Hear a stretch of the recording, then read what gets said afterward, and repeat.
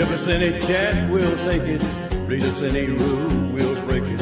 We're gonna make our dreams come true. Welcome to the Navtastic podcast about 8 seasons in a row. I'm Mr. Fernandes, and I am Christopher Jayawardena. Hello. let us sing and move with the breeze. This is High Price Dates. It's an episode from season 6 of Laverne Shirley. It is directed by Jack Winter and written by Charlotte M. Dobbs. Chris probably has some facts about them coming up later. Indeed we do. Yeah. Here's what the episode's about.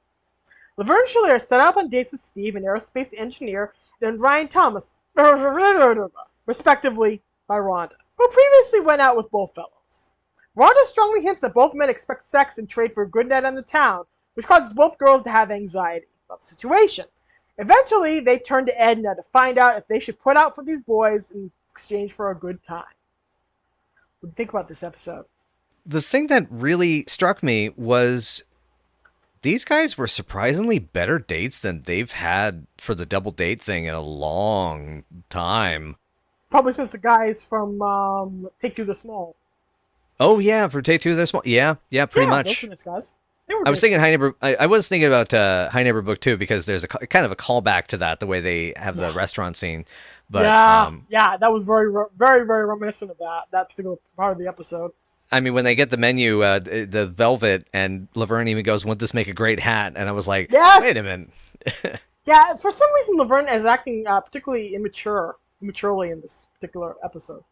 Why, I don't know. They were trying, I think, to set up the idea that Ryan and Steve have been set up with the wrong dates, which that feels like such a Rhonda thing to do. Yes, yeah. I'm pretty sure she did that accidentally. She doesn't. You know, that's a good point. She wouldn't even find out about the drama.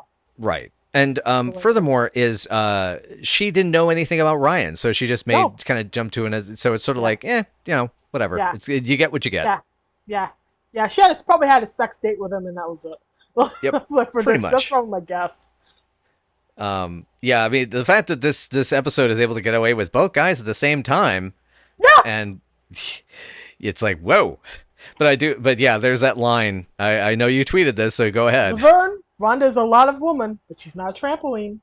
Yowza is my note to that. I love her. I love her in this particular episode. This is the start of me loving Rhonda, to be honest. Yeah, I can see that.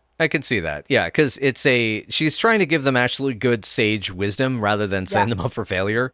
She really does want them to have a good time. And basically it's sort of like, I've vetted these guys. They're fine. They might want something off you, but they're good people. Yeah. Be warned that if you go out with them, they might ask you for sex. Rhonda's just letting you know so they don't take advantage of you. Or you get surprised by an assault. This is the start of Rhonda being a mensch.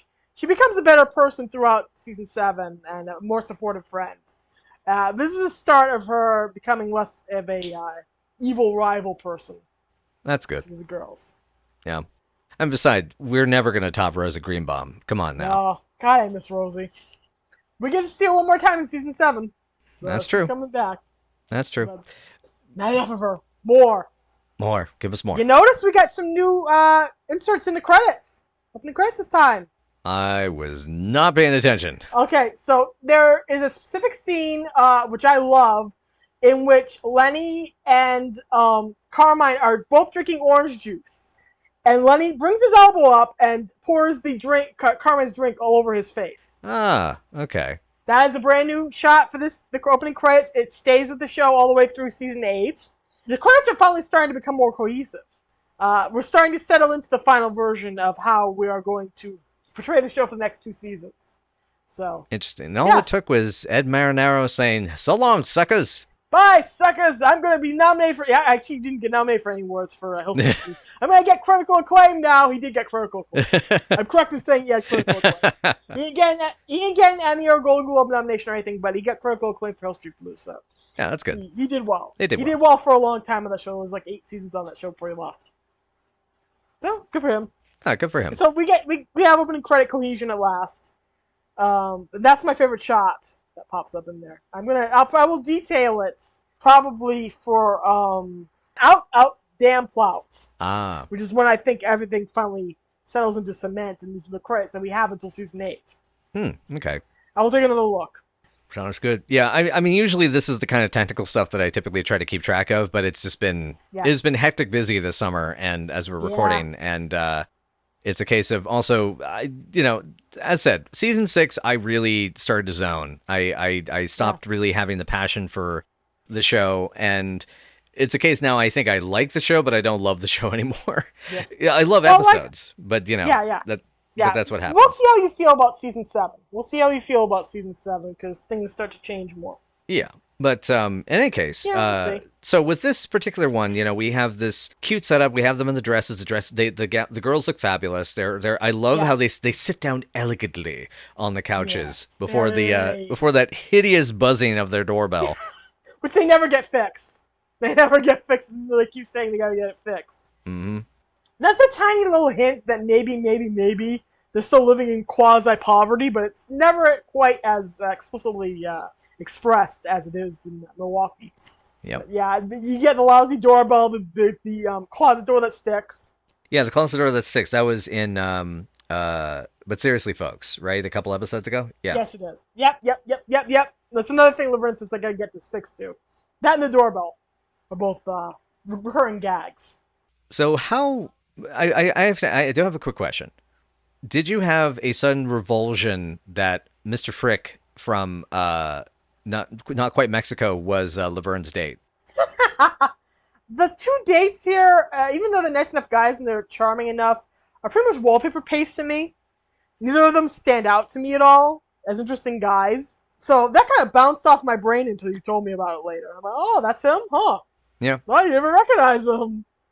Yeah. Well, he'll show up again later in season 8. Maybe there he'll finally land it. Yeah, there you go. Maybe he'll finally become the man of the girl's dreams. And I mean, Jack Lukes as Ryan. He was in The Sleep Study from Guinea Pigs and was Lou from the diner. He was. That's cool. Also, side note trivia. This is the only trivia I will mention. He also was a writer on episodes. He co-authored Moose Jaw Part 1 and has 3 more episodes as a writer to come later. He was one of the tough guys in Switchblade Sisters. Yes, Switchblade Sisters! Woo! I love when we bring the movie up. Yeah, Jack Hill. Oh man, Jack Hill. That's a great movie. Anyway, men with clay feet below their belts. Oh my god. But yeah, it's a very, describing them as wallpaper is, I get it. Yep, it might be inaccurate. I think some people might like it, might like them more. They just don't sparkle to me. They don't pop out to me. I don't know why. Why, I do not know. I at least liked Steve being very like hard science and like Klingons. I don't really watch the show very much. It's very unrealistic. And Laverne immediately turned out like it's a baby show. Yeah, it's a baby show. Yeah. You pointed out that it's anachronistic for them to be into Star Trek this early, because it's still 1965 apparently. And Star Trek debuted in 1966. Yep. Ironically, around the same time as Mission Impossible, and both of those were Desilu productions, weren't they? Yeah, they were definitely. And both on NBC, and ABC is over on, and Laverne Shirley's over on ABC. So interesting. Wow. Yeah. Very fascinating. Yes. That's fascinating, sir. Yes. Laverne's terrible Scottish accent is really good. Yeah. Rhonda desperately just tells him to smile and look pretty after Laverne tries to do that. Mm-hmm. I love that Laverne tells Shirley that she's been an expert in stopping the music for years. Oh yeah, the whole what is it? They love spending money in the jukebox. He wants to hear a song. Euphemism. Yeah. That's Rhonda. Guys expect her to sing. The fact that the girls here are they film very much like their earlier Milwaukee selves. They're trying to figure out, is it worth having sex with these guys? Right. Is it worth, or at least going to third base or something like that with them? Because we know Laverne's doing something with somebody at this point. We're post Sonny. She probably at least had sex with Sonny, besides the Moose Crawfords and Randys and everybody else's of the world. But for Shirley, this is a much harder question. As always, it remains a much harder question. Yeah, It's like, are my values worth it at this point in time? because I'm an older girl, and am I getting married or what? So it's interesting. It is, yeah, it is. I mean, it's interesting also from the context of looking at those types of conundrums because that's on a personal level for that character in that period. Because today I'm so happy to see that more of the women that I know around me that are very much about being pro-choice on multiple levels. One of which is they can choose to be with the partners they want to be with. And that they shouldn't, that they don't feel obligated because a guy spends a bunch of money or whatever on a nice dinner, things like that. That there's, the money in the jukebox. I mean, to hell with that, because that is a both way sort of thing too. If the girl, if the person I'm with puts in a lot of not even just financial effort, but also like emotional effort, I don't want to feel compelled to, like there's that meeting in the middle, but what that meeting in the middle looks like can be very, very different. And that's okay. You just kind of learn to live with, the main thing is honesty and communication. Because if you don't have that, then, which I really like about this episode's resolution is that it comes down to that. And the guys are like, okay, we also have what? We respect that. Exactly. They respect that. They respect them. And, I even like that they even, bring up the whole thing of, they kind of question the manhood if the guy doesn't make a pass. And, which, was an interesting, resolution to the joke earlier. But it also means they have their own, I guess the real antagonist of the story is toxic masculinity. Yeah. Yeah, and the girl's perception of toxic masculinity. Because they think that do I have to let these men fulfill these stereotypes? And they seem to be fulfilling stereotypes. I mean, okay, Chris, you have been out with somebody at some point, and you go back to their house. Do you just start untucking your shirt and taking your shoes off when you were at this person's house? God, no. No. Maybe the shoes, maybe if I know them very, very well. Like if I'm at Becky's house, hi Becky, I will take my shoes off. She took her shoes off at my house. She actually slept in this house way back in the day before the plague tried to kill us all. If I'm close to somebody, maybe my shoes will come off. But I'm not going to sit there untucking my shirt when I'm just having a drink with this person. Oh, totally. That's weird behavior from these dudes. Like, no wonder the girls jumped to this conclusion. Absolutely. And them turn off the lights and all that kind of stuff. I mean, it's a case the guys come on really strong. And what I'm kind of curious is if, because of the way Rhonda set up the date, because we have Rhonda setting up the date from one side with the girls, we never see how Rhonda set up the date with the two men. And I'm curious how her discussion with them went as well, because she may have either done the whole flaunting Laverne being easy, or that, Shirley is the type of girl to do it with the lights off kind of thing, and all of her gossip of all that. And, but at the very least, though, absolutely, I think it's definitely a jump. It's a leap. And, being able to backpedal it was very necessary.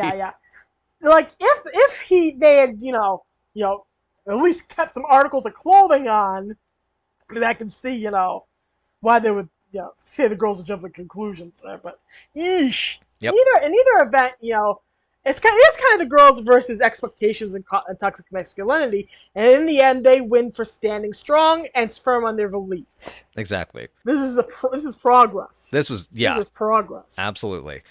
I also think it's a victory for the two guys. Because the thing is, they say you're really attractive, and we came on sort of like they even kind of like are able to apologize and be honest, and now everyone's more relaxed. Now they can have a better time. Yeah, because now everything's on the table. Everybody knows what the limits are, and people are gonna have a good time. They're gonna get to know each other, and maybe in the future, they're more comfortable with them. Things will happen. You never know. Yeah, it's not like the horizon is permanently closed, but for now, there's a limit. That's nice. Exactly. Yeah, and for once, it's very nice to see the show revolve away from haha rape culture, haha funny. Right. Yeah. It's a relief. It finally grew. Did the show just finally grow up? Are we seeing it hit puberty? Yeah, a little. Honestly, yeah. For most of 6 and 7, there's some stuff in season 8, but it's season 8. We'll get to it eventually. Sadly, down the line. Anyway, I love very much how Laverne ends up sniffing flowers for the bouquet joke. I was literally just looking at that in my notes. Yeah. Laverne, would you prefer to inspect the bouquet? It's like, yes, very nice. Beautiful job. Yes. Beautiful job, yeah. Even though some of this is very much snobs versus slobs in a fancy restaurant, culture clash stuff that we've seen in High Neighborhood 2, there are some nice highlights. Like the guys being totally into it when they call over the fiddler player and them playing Surfer Girl. They actually paid money for a Beach Boys song. Yes. Amazingly. Yep. Considering how they butchered the end of Malibu Mansion, the same season on this DVD, and yet here we actually get a full Beach. Well, not full. We get the chorus of a Beach Boys song. Mm-hmm. I have no idea what's going on in the rights department, but yeesh. By the way, before the violinist is an actual violinist, he played the role of a violinist in Mary Tyler Moore, Rhoda, Mr. Belvedere, and Family Matters. That's cool. So yeah, Murray Korda was his name. He passed away in '98 at the age of 70, but dude's talented, and hey, he did a pretty good job as Surfer Girl. Yeah, he really did a good job. I wonder if he actually played music on Laverne Shirley's Sing. It's twigging a memory in the back of my brain meets. So I'm going to have to take a look on that later and find out if he did. There were a lot of, like I said, High Neighbor 2 callbacks, the hats, the culture clash, feeling Laverne and Shirley worrying about the money. Shirley has done, however, has improved her conversational non-French or faux French here. Yep. She can almost communicate with the waiters, almost. And she's running into less snobbery here, so that's good. Everybody's supportive. Yeah, it's a strangely sweet episode with a bit of bumbling. Yeah. You know, it feels more in that regard like a almost like a Marx Brothers bit. You know. Yeah. Less mean. Yeah. By the way, all the stuff about aerospace engineering, we are going to hear more about in season 8. Wait for it. Oh. Wait for it. It's going to be a major plot point when it comes to Laverne and what she does. So as long Wait as for it. Okay, so does that mean we're going to have yet another version of Spiritualized, ladies and gentlemen? We are now floating in space to close out the series. Well, Laverne does float in space, so we'll get there. Oh, wonderful. Get there. So as the scene kind of winds down, we have the great French never did understand my sense of humor. The Americans.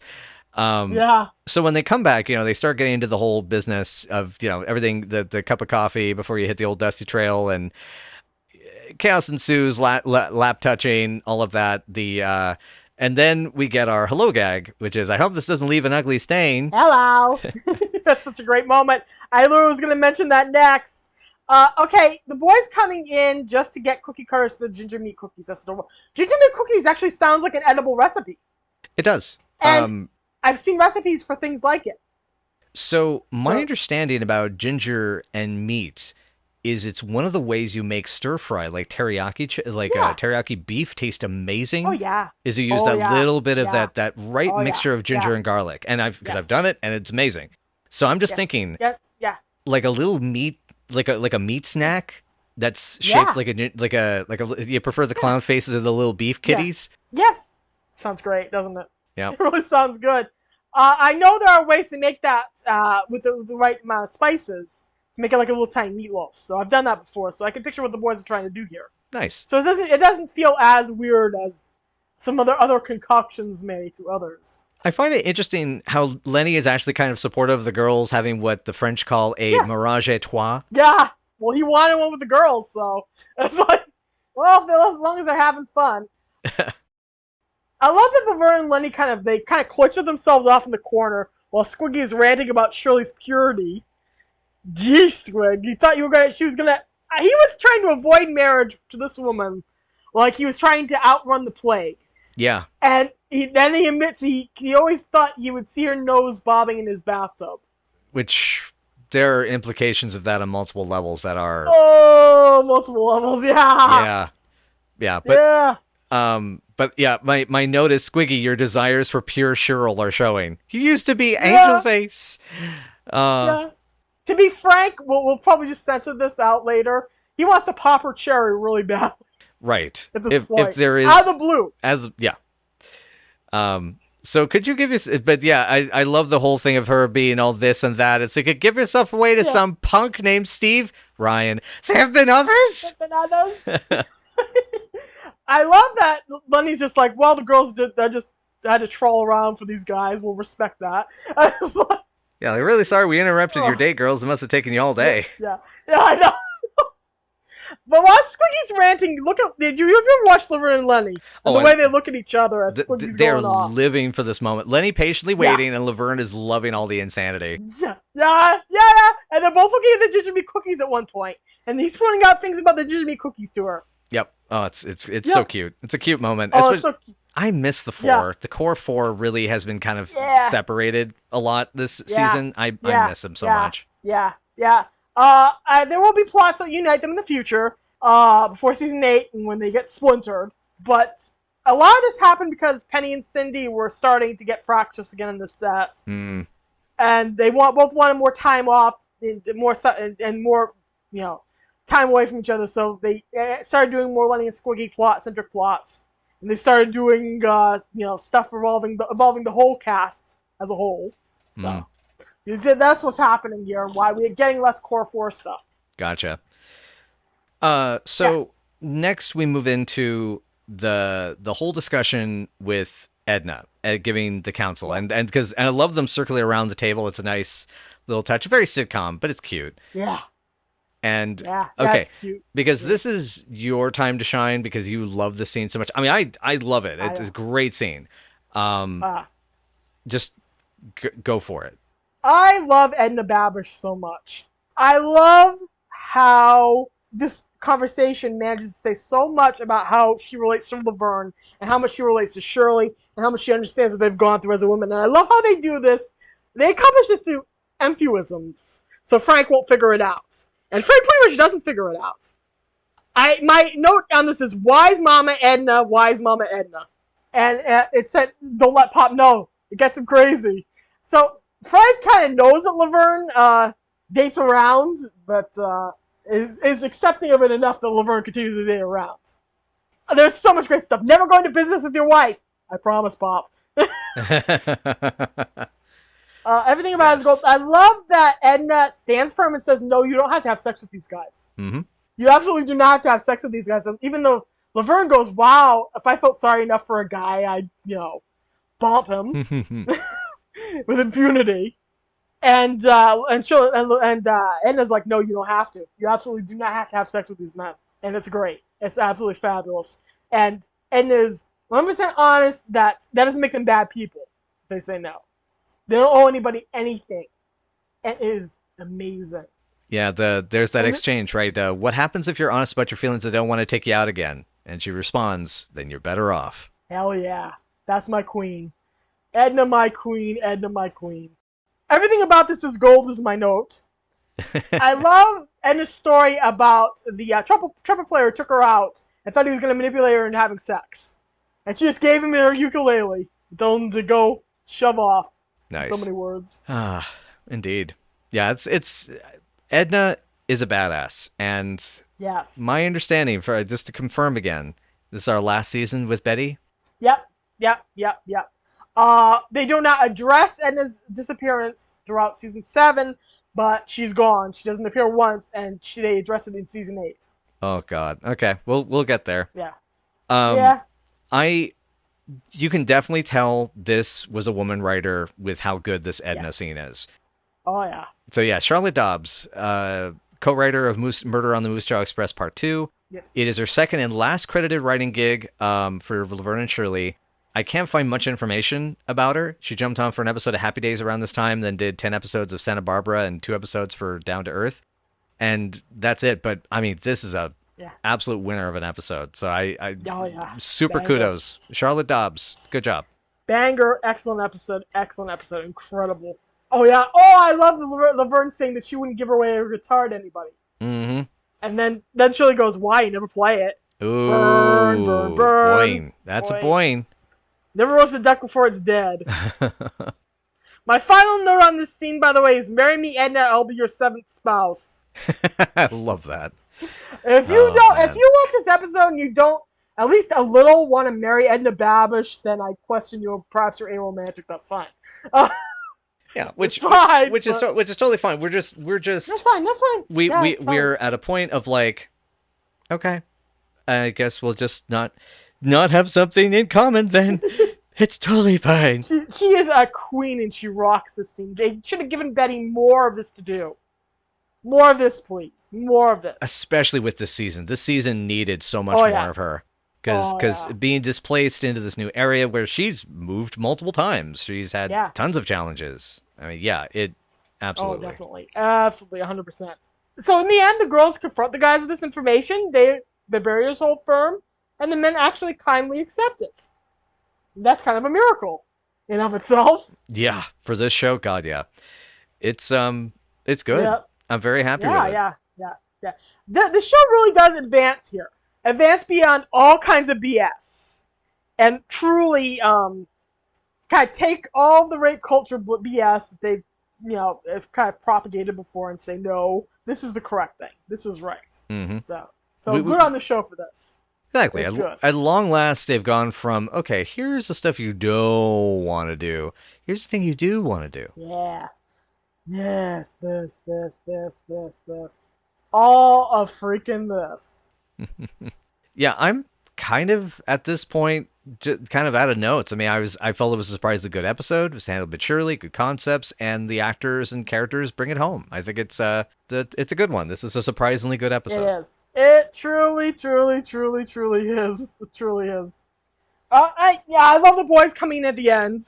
They're just kind of done with it. That's the whole situation. They're just looking for a place to share their nice little meat cakes. They're going to eat their meat cakes and they're going to go home. Right. While the girls are making out, by the way. And this one, they don't even care. Oh, God. Their tongues are too busy to kick them out, so they're just going to sit there and eat their meat cakes and watch. Yeah, of course they do. Oh, my. So, unless you have more notes, more ideas? I think it's time. Maybe ranking time. I think it's ranking. I wish I could rank this higher, but just again, this is part of the whole when we come back to do the top five, the malaise of this season. Malaise. 6.5. Surprisingly good, but it didn't. It's like it moves elements of the show forward, but not the stuff that's most important to me. I guess is the thing. This is a solid 8 for another solid 8 for me. This is really good. I love the writing. I love that Edna and the girls talk. The lot of weight dialogue, the boys' insertion is perfect. With Squiggy being the absolute embodiment of purity culture, and Lenny just looking at him going, yeah, congrats on your hoeing, girls. And everything with Rhonda finally becoming a more sympathetic character and nicer character and doing something good for the girls, because these guys aren't creeps. She actually cooked them up with nice guys. Absolutely. She cooked them with nice guys with actual good jobs. So she did them a favor. Say. Mm-hmm. And this is a generally pleasant episode. It doesn't hit the essential 9 and 10 rankings of you must watch this episode before you die, but it is a solid one. It's a good one. It's above average for this season. So that's my ranking, and that's why I'm going with an 8. Sounds like, yeah. I mean, it makes sense. Works for me. Yeah. But and that's the thing is, I love that you found so much here, because there's been so many times where we've both have commiserated about the wrongness of the way the show portrays dating and men and relationships, and this was like, finally we have maturity and a good positive message, and I think it's great. It's not to say I don't love that. It's just a case of like, in terms of episodes, I don't have any desire to watch it again. It kind of felt like the message was kind of like landed, and I'm good. It's gonna be great for the compilations when we do the compilation for Edna Babish, though. It's gonna be fantastic for that. Oh yeah. And I haven't actually watched this in a watch along in a long time. I don't think we ever have. So I might stick that in. I might think of a theme for that for August. At this point, you guys are gonna be hearing this way after August. Yeah. So yeah. Yeah. With luck, this will be February, but I'm probably gonna have to take a couple weeks off pretty soon. Yeah. So I'll be take some weeks off. Rest. You need rest. Rest is good. Anyway, rest is healthy. But yeah, I think it's strong material. This is a good episode. It's definitely worth checking out. It's definitely, I would say, I guess actually, this would make a good companion piece to Take Two, They're Small, High Neighbor Book Neighbor. 2. Thank you. I clearly need to go get food. Oh God, what's another one? Season 1 episode. I mean, hell, you gotta give these guys credit for one thing. They didn't try to rob the place, or blow up the bathroom. I was gonna suggest that there was either Dog Day Blind Date you were looking for, or Dating Slump. Dating Slump, I think, is the one. Yep, that's the one I was thinking of. Yep.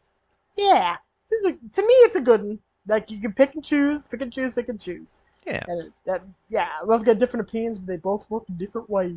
Oh, yeah. Yeah. All right. Well, we'll take a quick word from our sponsors for the podcast audio version of this episode, and then we will get back for wrapping up and telling you all what's coming up next week.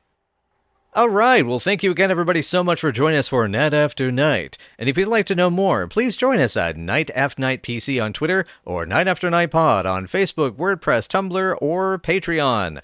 You can throw us $5 if you want to get a episode early, and $10 if you want some extra content or get it a week early. So that'd be kind of nice. But hey, while you're here, we want to let you know that you're pretty awesome, and you know what? Respect yourselves and all that kind of stuff. Any case, though. So next time, I feel like it's an important day. I'm forgetting something, aren't I? It's a very important day, and you and Frank have the same problem. It's Frank and Edna's 5th anniversary, but when Frank seems to forget the big day, conflict in a very tilty trailer ensues in 5th anniversary. Tilty trailer. I feel like I've seen that trauma film. It's about this trailer that like tilts around and like eats people. Hey, yeah, that one's awesome. More gore, more blood, more toxic. More Reba. Winona.